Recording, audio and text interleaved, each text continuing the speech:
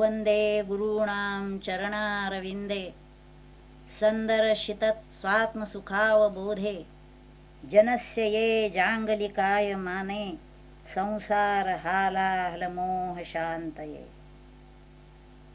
श्रीराम. आपण भगवद्गीतेचा परिचय करून घेतो आहोत. आतापर्यंत 5व्या अध्यायाच्या शेवटापर्यंत आपण आलो. भगवद्गीता हा ग्रंथ असा की म्हटला तर सोप्या भाषेमध्ये आपल्याला त्याचा परिचय करून घेता येतो.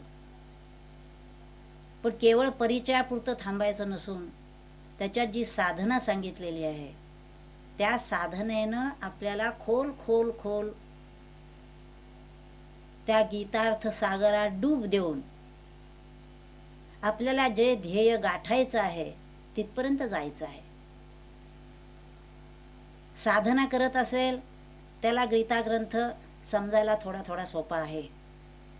परंतु या गीता ग्रंथावर जे अनेकांनी भाष्य लिहिलेली आहेत, टीका लिहिलेली आहेत, त्या प्रत्येकाने आपापल्या परीने लिहिलेल्या असल्यामुळे कुणी कर्मावर जोर दिला, कुणी भक्तीवर जोर दिला, कुणी ध्यान मार्गावर जोर दिलेला आहे.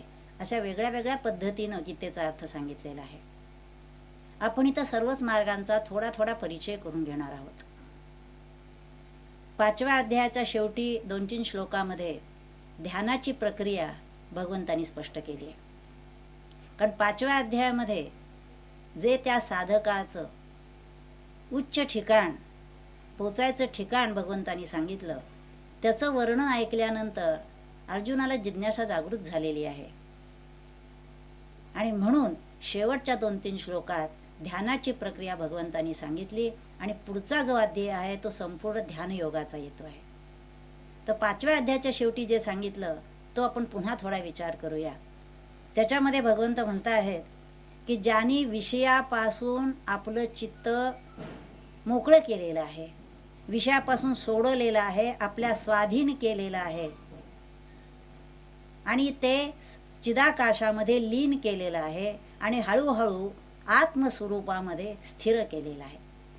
अशी जी मंडळी आहेत त्यांना ते निर्वाण म्हणजे ते मोक्षाचं स्थान, ते परब्रह्म असं गाठण्यासाठी जे जे काही करावं लागलं ते कसं केलं, देहात असतानाच ते ब्रह्मत्वाला कसे पोचले, हे अर्जुना तुला समजून घ्यायचं असेल तर काय ते सांगतो असं म्हणून भगवंतानी हे पुढचे श्लोक सांगितलेले आहेत. स्पर्शान कृत्वा बहिर्बाह्यांश चक्षुश्चैवांतरे भ्रुवोः प्राणापानौ समो कृत्वा नासाभ्यंतरचारिणो. ही ध्यानाची प्रक्रिया आहे. याच्यामध्ये ते म्हणतात की वैराग्याचा आधार घेऊन विषय बाहेर काढायचे. विषयात गुंतलेलं जे मन आहे ते जर आपल्याला सोडवायचं असेल तर थोडं फार तरी वैराग्य आल्याशिवाय मन आत येणं हे कदापि शक्य नाही. त्यामुळे थोडीशी विरक्ती, ह्याचा अर्थ बाहेरच्या सगळ्या विषयाचं नश्वरत्व, क्षणभंगुरत्व लक्षात आल्यानंतर जर शाश्वत स्वरूप जे आहे, सत्स्वरूप जे आहे ते जर जाणून घ्यायचं असेल तर ते आपल्याच देहामध्ये आहे, त्याकडे दृष्टी वळवली पाहिजे. म्हणून त्यासाठी विषयापासून दूर होऊन वैराग्याच्या आधाराने मनोवृत्ती एकाग्र केल्या पाहिजेत आणि मन अंतर्मुख केलं पाहिजे. आणि अंतर्मुख केल्यानंतर इडा, पिंगला आणि सुषुम्ना ह्या ज्या 3 नाड्या आहेत, ह्या 3 नाड्या ज्या ठिकाणी मिळतात, म्हणजे 2 भुवयांच्या मधलं जे ठिकाण सांगितलेलं आहे त्या ठिकाणी त्या नाड्या मिळतात, तिथं मनाला नेऊन ठेवायचं आहे. ते मनाला नेऊन ठेवण्यासाठी मन पहिल्यांदा आपल्या ताब्यात आलं पाहिजे तर त्याला नेऊन ठेवता येतं. म्हणून त्यासाठी ते मन श्वासावर स्थिर करायचं आहे. म्हणून इथं त्यांनी जे म्हटलंय की दृष्टी जी बाहेर आहे ती उफराटी वळवून नासिकाग्र, ह्याचा अर्थ काही मंडळी इथं घेतात पण इथं नसून नासिकाग्र म्हणजे जिथून हे नाकाचं सुरुवात होते तिथं वर, म्हणजे 2 भुवयांच्या मध्ये इथं जे ठिकाण सांगितलेले आहे त्या ठिकाणी दृष्टी ठेवायची.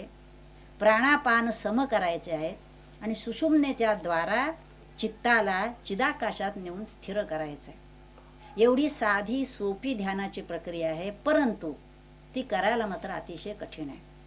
पण समजायला जर कठीण झालं तर पुढे कळणंही अवघड होतं. म्हणून आपण सोप्या शब्दात समजून घ्यायचं, म्हणजे मन अंतर्मुख करायचं, श्वासावर स्थिर करायचं आणि श्वासासकट मन चिदाकाशात नेऊन लीन करायचं, ही ती ध्यानाची प्रक्रिया आहे. आणि असं जे चिदाकाशात मन लीन करता आलं तर पहिल्यांदा मनोलय होतो आणि पुढे मनोनाश होतो काही काळानंतर. याचा अर्थ असा की मनाचे जे विकार विचार संकल्प आहेत हे सगळे मनातून हळूहळू काढायचे जर असतील तर मन त्या ठिकाणी पुन्हा पुन्हा पुन्हा पुन्हा नेऊन लीन केलं पाहिजे. म्हणजे मनाचे पहिले मनपण जे आहे ते जाऊन मन हळूहळू शुद्ध व्हायला लागतं. मग ध्यानाची प्रक्रिया सुद्धा त्यांनी पुन्हा पुन्हा सांगितली आहे, चित्तशुद्धीसाठी. ध्यान हे साध्य नसून ध्यान हे साधन आहे. म्हणजे पहिल्यांदा साधनाच्या अंगाने आपल्याला ते ध्यान सिद्ध करायचं आहे आणि पुढे मग चालता बोलता न मोडे आसन न भंगे ते मौन कदा काळी अशी ध्यानाची अखंड अवस्था ही पुढे यायची आहे. पण त्यासाठी पहिल्यांदा ध्यान हे साधन धरून आपल्याला चिदाकाशामध्ये चित्त न्यायचं आहे. आणि तिथं त्या ठिकाणी मनाचा लय झाला. जे ज्ञानेश्वर महाराज म्हणतात, जेथ संसाराचं हे चित्र ज्याच्यावर उमटतं तो मनोरूप पटू फाटे. ते मनच नाहीसं झाल्यानंतर मग त्या ठिकाणी संसाराचं चित्रच राहत नाही. जसं सरोवर आटलं म्हणजे प्रतिबिंब कसं दिसणार, त्याप्रमाणे मनच गेलं की संसारही त्या क्षणात त्या काळामध्ये त्याचा लय झालेला असतो. आणि मग मनाचं मन पण गेल्यानंतर मनाच्या आधाराने जे अहंकारादी विकार राहिलेले असतात ते विकार कसे राहणार. त्यामुळे साहजिकच मनाचे सगळे विकार जाऊन मन हळूहळू हळू शुद्ध शांत स्थिर व्हायला लागतं आणि मन या नावाचा पदार्थच राहत नाही अशी पुढे अवस्था येते.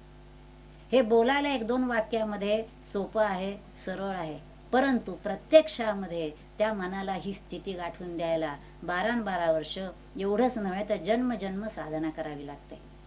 जन्मजन्म साधना केल्याशिवाय ही वृत्तीही निर्माण होत नाही. त्या ठिकाणी आपण जावं, मनाचा लय करावा, ध्यानाला बसावं असंही वाटत नाही. आणि वाटल्यानंतर देखील समोर समर्थ सद्गुरू असल्याखेरीज ते मन ऊर्ध्वगामी करणं, प्राणपान जे आहेत सगळे जे पाची प्राण आहेत त्यांना देखील ऊर्ध्वगती देणं हे काम समर्थ सद्गुरू करू शकतात. सामान्य माणसाचं ते काम नाही. आणि त्यामुळे इथं ह्या 5व्या अध्यायाच्या शेवटी त्यांनी ही मनाची अवस्था काय करायला पाहिजे, कसं ध्यान करायला पाहिजे हे भगवंतांनी सांगितलं आहे. आणि पुन्हा शेवटच्या श्लोकात ते म्हणतात, ह्या मनपवनाची वाट क्रमून आकाशामध्ये जे आले ते देहात असतानाच ब्रह्मत्व पावले. म्हणजे पुष्कळ अशी कल्पना होते की मोक्ष ब्रह्म हे देह टाकल्यानंतर व्हायचं, असं नाही. देहात असतानाच ती ब्रह्मप्राप्ती, ते ब्रह्मत्व त्या साधकाला प्राप्त होऊ शकतं. पण त्याच्यासाठी ते यमनियमाचे डोंगर चढून जायला पाहिजेत, अभ्यास करायला पाहिजे आणि परब्रह्म स्वरूप जे आहे ते स्वतःच होऊन राहायला पाहिजे. अशा तऱ्हेनं हा योग मार्ग जो आहे हा भगवंतानी 5व्या अध्यायाच्या शेवटी सांगितला. ते सांगितल्यानंतर अर्जुनाला मात्र कुतूहल निर्माण झालं आणि मग इथं 5वा अध्याय हा संपलेला आहे आणि 6वा अध्याय जो सुरू होतोय तो ध्यान योगाचा अध्याय म्हणून सांगितलेला आहे. त्याच्याबद्दल विशेष वर्णन केलेलं आहे, परंतु त्यापूर्वी आपण थोडासा स्वतंत्रपणाने या ध्यानासंबंधीचा विचार करू. ध्यान ह्याच्याबद्दल समाजामध्ये, साधक विश्वामध्ये देखील, संत वाङ्मयांच्या अभ्यासकामध्ये देखील फार गोंधळ आहे. ध्यान म्हणजे नेमकं काय आहे हे कल्पना नसल्यामुळे किंबहुना त्याचा अभ्यास नाही किंवा त्याचं मार्गदर्शन करणारी मंडळी जर भेटली नाहीत तर बहुसंख्य मंडळी मोठमोठ्या व्यासपीठावरून देखील सांगत असतात की ध्यानाचा मार्ग आपला नाही, ध्यान हे पुष्कळ अवघड आहे. ज्ञानेश्वर महाराजांनीच तसं म्हटलं आहे की ध्यानाची काही गरज नाही, योगाचे नि बळे अधिक काही मिळे ऐसे नाही, आगळे कष्टचित आहे असं त्यांनी म्हटलं आहे. मग कष्टकारक मार्ग हवा कशाला आपल्याला, त्यापेक्षा आपण आपलं भक्तीच्या मार्गाने जाऊया असं म्हणून भक्ती मार्ग हा आपल्याला बरा, योगाचा मार्ग आपल्याला नको अशा तऱ्हेनं सुद्धा स्पष्टपणे बोललं जातं. परंतु भक्ती तरी काय सोपी आहे का. तुकाराम महाराजांनी स्पष्ट म्हटलं आहे, भक्ती म्हणजे 16 वरची पोळी आहे. आपण जी भक्ती म्हणून सामान्य मंडळी करत असतो ती भक्तीची क्रिया असते, भक्ती नसते. आणि भक्तीची क्रियाच सारखी चालू असते, वर्षानुवर्ष चालू असते. 50 वर्ष जरी भक्ती केली तरी खऱ्या अर्थाने भक्ती ज्याला म्हणतात, समर्थांनी भक्तीची जी व्याख्या केली आहे, विभक्त नसावे तरीच भक्त म्हणावे. म्हणजे भक्तीची क्रिया म्हणजे पूजा अर्चा करतात, तीर्थयात्रेला जातात, निरनाळी जी संतांची ठिकाणे आहे, परमपवित्र क्षेत्र आहेत त्या ठिकाणी जातात, तिथं वास्तव्य करतात, तिथलं प्रसाद सेवन करतात, त्या ग्रंथांची पारायण करतात. त्याचा अभ्यासही थोडाफार करतात, तरी देखील खऱ्या अर्थाने भक्ती ज्याला म्हणायची, भक्ती म्हणजे भज, भगवंताशी त्या जीवानी समरस व्हायचं आहे. आणि ही समरसता येण्यासाठी बाह्य अंगानी किंवा कर्माच्या अंगाने केलेली भक्ती आहे, ही भक्ती गौण असून भक्तीची जी अंतरंग साधन आहे, नामाच्या अंगाने आपण जर बघत असलो तर ते नाम देखील बाहेर केवळ माळेवर नाम घेणं हे देखील मर्यादित आहे. माळेवर नाम घेता घेता 13 कोटीपर्यंत जप झाला असंही म्हटलं जातं, परंतु खऱ्या अर्थाने समाधान ज्याला म्हणताय, कारण भक्त म्हटल्यानंतर कसा पाहिजे, शांत भगवंताच्या ठिकाणी रंगून गेलेला आहे. संसारात अनेक अडचणी येतही असतील, परंतु त्याची त्याला दादही नाही आहे. तो आपल्या त्या रामनामामध्ये भगवंताच्या चिंतनामध्ये रंगून गेलेला आहे. असं जे व्हायला पाहिजे, त्याऐवजी भक्तीची क्रियाही होते आहे आणि ह्यांची व्यग्रता, संताप, मनाची अस्थिरता हे तर काही कमी होत नाही आहे. मग भक्ती करतो म्हणजे काय करतो आपण, त्याचा अर्थ असा असतो की खऱ्या अर्थानं भक्ती काय करायला पाहिजे हेही पुष्कळ वेळा समजलेलं नसतं. त्याचं कारण संतांचं वाङ्मय समजण्यासाठी सुद्धा पुष्कळ मंडळी असं म्हणतात की ग्रंथ हे आमचे गुरु, ग्रंथावरून आपल्याला मार्गदर्शन मिळेल, परंतु ग्रंथावरचं मार्गदर्शन हे मर्यादित असतं. जसं एखादा म्हणाला की ग्रंथा पोहायचं कसं आहे, हाऊ टू स्विम, ह्याच्यावरचं पुस्तक वाचलं, आता मी पाण्यात पडलो तरी तरेन, तर तसं होणार नाही. तो पुस्तक वाचेल पण पाण्यात पडला की बुडणार. त्याचं कारण त्याच्यासाठी कसं पोहायचं हे समजून घेण्यासाठी, त्याचा सराव करण्यासाठी कुणीतरी त्यातली तज्ज्ञ व्यक्ती पाहिजे आणि त्यांनी त्याला पोटाखाली हात घालून कसे पाय मारायचे, हात मारायचे शिकवलं पाहिजे. तसं जर पाहिलं तर वस्तुतः तरंगणं हे अगदी सहज आहे माणसाला. त्याच्यासाठी मुद्दाम काही शिकायला हवं आहे असं खरं म्हणजे नाही, परंतु गुरु वाचून आपल्याला ते कळत नाही आणि करता येत नाही. तसं वस्तुतः ध्यान हे देखील त्या जीवाला सहज आहे, कारण मुळातच जीव ब्रह्मरूप आहे, परंतु त्याची जी रजोगुणाची प्रवृत्ती असते त्यामुळे तो सारखं काहीतरी करत असतो. आणि हे करणं जिथं थांबतं तिथं ध्यान असल्यामुळे जोपर्यंत तो काही ना काही कर्म करतो आहे तोपर्यंत ध्यान सिद्ध झालं असं होत नाही. त्यानंतर आणखीन ध्यानाचे एक समज गैरसमज अनेक आहेत त्याच्यामध्ये. पुष्कळांना असं वाटतं की मन एकाग्र झालं एखाद्या गोष्टीमध्ये की ध्यान लागलं, पण असं काही नाही की शास्त्रज्ञ आपलं काम करत असताना मन एकाग्र झालं असतं. एखादा कलाकार संगीत असेल, चित्रकला असेल, त्याच्यामध्ये तो रंगून जाऊन एकाग्रतेने काम करत असतो. अगदी कुणी एखादी कथा कादंबरी वाचताना सुद्धा त्याच्यात रंगून गेलेला असतो, आजूबाजूच्या गोष्टीचं त्याला भान नसतं. म्हणजे ह्या ठिकाणी मनाची एकाग्रता असते, परंतु त्याला ध्यान म्हणता येत नाही. आणि म्हणून कॉन्सन्ट्रेशन, कॉन्टेम्प्लेशन आणि मेडिटेशन. तर कॉन्सन्ट्रेशन आणि कॉन्टेम्प्लेशन म्हणजे चिंतन. एखाद्या गीतेतला एखादा चरण, ज्ञानेश्वरीतला एखादा शब्द घेतला तर त्याच्यावर चिंतन करून आपल्याला तिथं जायचं आहे असा विचार करणं, हे जे चिंतन आहे आणि हे जे कॉन्सन्ट्रेशन म्हणजे एकाग्रता आहे, ह्या दोन्ही गोष्टी मेडिटेशनसाठी आवश्यक आहेत. पण ह्या दोन्ही गोष्टी म्हणजे मेडिटेशन नव्हे, हिथं नेहमी गोंधळ होतो. मेडिटेशनमध्ये नो माइंड स्टेट, कोणताच विचार नाही अशी निर्विचार अवस्था प्राप्त करून घ्यायची. आणि मन अत्यंत चंचल असल्यामुळे त्याला विचाररहित करणं हे अत्यंत अवघड आहे. कारण जोपर्यंत त्या मनाला बाहेरच्या विषयांचा सारखा ध्यास आहे, एक विषय झाला की दुसरा, पाहणं झालं की ऐकणं, ऐकणं झालं की बोलणं, बोलणं झालं की खाणं, काही ना काहीतरी सारखे बाहेरचे विषय आहेत आणि इंद्रिय आणि मन त्या दिशेनं धावत आहे. इंद्रिय कमजोर झाली असली तरी मनाची धडपड सुरू असते. हे जोपर्यंत ताब्यात आलेलं नाही तोपर्यंत ते मन शांत करणं, इंद्रियांना आत वळवणं हे अत्यंत अवघड जात असतं. आणि हे जोपर्यंत जमलेलं नाही तोपर्यंत मेडिटेशन म्हणजे ध्यान जमलं असं म्हणता येत नाही.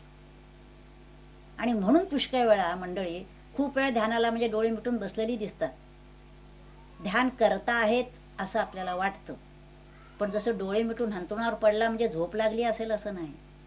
झोप लागणं हे वेगळंच आहे. पुन्हा झोपेसाठी आवश्यक ते सगळ्या गोष्टी तो मिळवेल, हंतरुण पांघरून उशी जसं वातावरण हवं हे करणं हे आपल्या हातात आहे, पण शेवटी झोप लागणं ही जी गोष्ट आहे ही वेगळीच आहे. हे जसं आहे तसं ध्यानासाठी सर्व तऱ्हेच्या सुविधा प्राप्त करून घेणं हे आपण करू शकतो आपल्या प्रयत्नाने, परंतु ध्यान लागणं हे जे आहे ही एक वेगळीच प्रक्रिया आहे. हे लक्षात घेऊन ध्यान जर आपल्याला सिद्ध करायचं असेल तर काय करायला पाहिजे, त्याच्यासाठी हा 6वा अध्याय सगळा आलेला आहे. परवाच एका ठिकाणी असं सहज विषय निघाला, तेव्हा त्या व्यक्तीनं मला विचारलं की तुमचे ध्यानाचे वर्ग आहेत का, त्याची फी काय आहे. तेव्हा मी त्यांना सांगितलं की ध्यान हे फी घेऊन पैसे घेऊन होणारं नाही आहे. ह्याच्यासाठी ध्यान शिकणाराची एक वेगळीच तयारी लागते. जसे इतर कला आपण शिकतो तसं हे ध्यान शिकणं नाही आहे. ह्या ध्यानामध्ये आपल्याला ज्या आत्मरूपाशी एकरूप त्या जीवाला व्हायचं आहे, त्या जीवाचा संवेग काय आहे, विरक्ती किती आहे, खऱ्या अर्थाने त्याला ते हवं आहे का केवळ एक फॅशन या सदरात सध्या ध्यानाचं विशेष जग आहे, ठीक आहे आम्हाला ध्यान शिकूया, अशा तऱ्हेने ते होत नाही. दुसरी एक गोष्ट अशी आहे की ध्यानाच्या ठिकाणी शास्त्राचा आधार घेऊन आपण बोललं पाहिजे. जसं भगवद्गीता, ज्ञानेश्वरी ह्याच्यामध्ये स्पष्ट सांगितलं किंवा दासबोधात समर्थांनी सांगितलं की लक्ष ठेवायचं कुठं. तर असं लक्षात येतं की जी मंडळी अशा तऱ्हेनं काम करतायत ते सुद्धा लक्ष ठेवताना इथं लक्ष ठेवायला सांगतात. वस्तुतः भगवंतांनी सांगितलं त्याप्रमाणे आज्ञाचक्राच्या ठिकाणी 2 भुवयाच्या मध्ये इथं लक्ष ठेवायला सांगितलं आहे, पण त्याची पुष्कळ माहिती नसते. इथं किती जरी जन्मभर लक्ष ठेवला तरी मन वर जाणार कसं ते. त्यामुळे नेमकं कुठं लक्ष ठेवायचं आहे, कशा पद्धतीनं ठेवायचं आहे ह्याच्याबद्दल देखील पुष्कळ वेळा अज्ञान दिसतं. त्यामुळे आपण मला काय वाटतं तुला काय वाटतं ह्यापेक्षा सुद्धा जे शास्त्रात सांगितलेलं आहे ते शास्त्र ग्रंथ प्रमाण मानून त्याच्या जोडीला सद्गुरूंचं मार्गदर्शन घेऊन मग जर आपण साधना केली तर ती साधना सिद्ध होण्याची शक्यता आहे. शक्यता मी म्हणते, त्याचं कारण त्याला सुद्धा पूर्वजन्मीचं सुकृत लागतं. पूर्वजन्मीची आपली साधना असेल तर ह्या जन्मामध्ये लवकर काहीतरी साध्य होऊन जातं. अगदी अलीकडचा एक अनुभव सांगण्याजोगा आहे. ध्यान शिकण्यासाठी मंडळी येतात, समजून घेतात. त्याच्यामध्ये एका भगिनींच्या बरोबर एक 7-8 वर्षाचाच मुलगा आला होता. अगदी आठवड्यातलीच गोष्ट आहे. आणि त्या भगिनींना ध्यानाची प्रक्रिया सांगितल्यानंतर त्या मुलाने ती नुसती ऐकली आणि ऐकल्याबरोबर त्यांनी जे डोळे मिटले ते 2-5 मिनिटाच्या अवधीतच त्याची बरोबर ध्यानाची सगळी प्रक्रिया त्याच्या चेहऱ्यावर दिसायला लागली. त्याचे भुवया वर गेल्या, डोळे जी बुबळं होती ती देखील एकदम वर गरकन गेली. मला आश्चर्यच वाटलं. मी बघत राहिले त्या मुलाकडे. जरा वेळीने त्याला काही कळलं नाही, जरा कावरावरा झाला आणि उठला आणि त्याला विचारलं काय झालं रे. तेव्हा त्यांनी त्याच्यातली जी काय वाटली होती लक्षण ती सांगितली. तेव्हा माझ्या लक्षात आलं की हा लहानसा जीव दिसतोय खरा, पण जन्मजन्म कुठंतरी योगाची साधना करत आलाय. नुसती साधनाही नव्हे, तर योगाची साधना करत आलाय. आणि ह्या जन्मामध्ये त्याला नुसतं ते स्पर्श झाल्याबरोबर, त्याला नुसतं ते कळल्याबरोबर चटकन त्याची प्राणशक्ती ऊर्ध्वगामी झाली आणि त्याला ते ध्यानाचं जमू शकेल. म्हणजे असं लक्षात आल्यानंतर आपल्याला पूर्वजन्माचाही विचार करायला लागतो. 60, 70, 80 वर्षाची मंडळी झाली तरी देखील आपल्याला असं दिसतं की ते अंतर्मुख व्हायलाच तयार नसतं. बाहेर सर्व लक्ष जे आहे ते बाहेर विषयातच असतं. आणि काही काही मंडळी अत्यंत लहान वयात देखील त्यांना याची गोडी लागते, चटकन ते मार्गस्थ होतात. आणि अर्थात तेवढ्यानी भागत नाही, कारण आपण बघितलं की ध्यान हे सिद्ध नाही आहे, हे साधन आहे. त्यांनी आपल्याला त्या ठिकाणी जायचं आहे. त्यामुळे त्याच्या जोडीला भक्ती पाहिजे, कर्म पाहिजे, ज्ञानाचीही जोड पाहिजे आणि ज्ञेयापर्यंत जायचं आहे. तर ह्या सगळ्या दृष्टीनं आपण विचार केला तर हे ध्यानासंबंधीचे जे समाजामध्ये गैरसमज आहेत ते थोडे दूर केले पाहिजे. कारण हल्ली डॉक्टरी क्षेत्रात सुद्धा पुष्कळ मंडळी सांगतात तुम्ही ध्यानाला बसा असं सांगतात.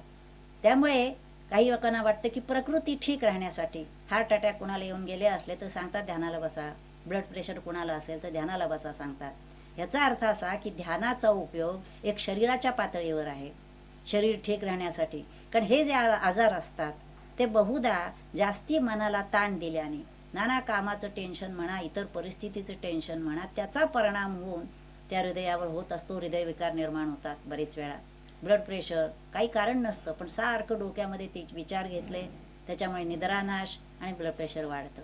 त्यामुळे प्रकृतीच्या दृष्टीनं देह ठीक राहावा म्हणून काही डॉक्टर मंडळी सांगत असतात की तुम्ही ध्यानाला बसा, डोळे मिटून बसा. पण त्यामध्ये जे ध्यान इथं अभिप्रेत आहे की जे आत्मदर्शनापर्यंत नेणार आहे ते त्याच्यामध्ये येत नाही. काही मंडळी मनाला शांतता हवी, जरा बरं वाटावं म्हणून ध्यानाचा मार्ग धरतात, पण तेही मनाच्या पातळीवर झालं का त्या ठिकाणी देखील मन आहे. जे मन आहे तेच आपण थोडंफार शांत करण्याच्या प्रयत्नात आहोत. पण त्याच्या पुढची जी ही ध्यानाची प्रक्रिया आहे, जे भगवंतांनी सांगितलेली आहे, ज्ञानेश्वर महाराजांनी विस्तृत केलेली आहे, तर ही जी ध्यानाची प्रक्रिया आहे ह्याच्यामध्ये मनपणानं उरूनच द्यायचं नाही, तर मनाचा लयच करून टाकायचा आहे. ज्या आत्मस्वरूपावर तरंग रूपाने हे मन आलेलं आहे, त्या आत्मस्वरूपाच्या जवळ ते मन नेलं की आपोआपच ते आपल्या मूळ स्वरूपात लीन होतं. मनाचा मनपणा संपतो.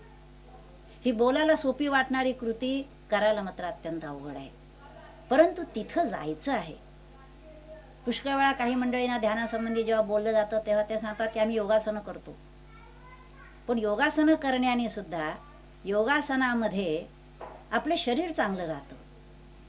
थोडंफार मन त्या योगासनामध्ये त्याच्यावरती लावायला येतं, त्यामुळे ठीक आहे. परंतु योगासनामध्ये सुद्धा पुढच्या ज्या सांगितलेल्या आहेत प्रतिक्रिया, धारणा, ध्यान, समाधी, ह्या ज्या पातळ्या आहेत, इथं जाण्याचं फारसं कुठे शिकवलं जात नाही. काही ठिकाणी शिकवलं जात असेल अपवादात्मक, परंतु ते आवश्यक आहे. म्हणजे केवळ योगासनं केली म्हणजे आपण परमार्थ करतो असं जर कुणी समजत असेल, तर ते परमार्थाची पहिली पायरी म्हणजे ध्यान करायचं असेल तर आसन जय करण्यासाठी किंवा एका स्थितीमध्ये आपल्याला 1 तास 2 तास मांडी घालून सहज बसता येतं.